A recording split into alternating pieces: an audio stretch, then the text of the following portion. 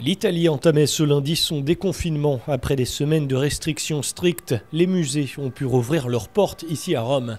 En raison des jauges en vigueur, les visiteurs avaient l'impression d'avoir le musée pour eux. C'est beau, mais à la fois c'est moche. Rome mérite d'avoir plus de touristes. C'est beau parce qu'on est seul, on peut prendre des photos sans demander aux gens de se décaler, mais c'est dommage parce que les musées méritent plus de monde que ça.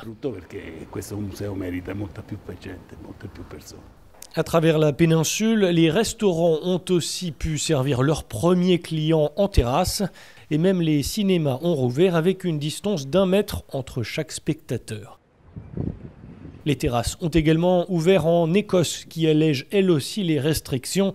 Les magasins, les salles de sport et piscines ont rouvert après une fermeture qui a duré presque tout l'hiver. Alors qu'aux États-Unis, la situation s'améliore encore, les Américains vaccinés pourront bientôt se rendre en Europe, a-t-on appris à Bruxelles. L'administration de vaccins approuvés par l'EMA aux États-Unis leur permettra de voyager dans l'UE.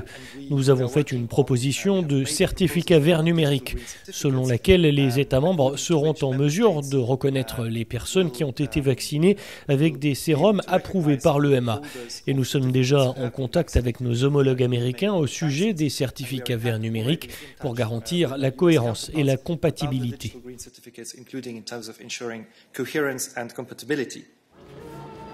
En France, alors que le nombre de patients en réanimation reste stable autour de 6 000 à son plus haut niveau depuis le printemps dernier, les écoles maternelles et primaires ont rouvert après une fermeture de 3 semaines.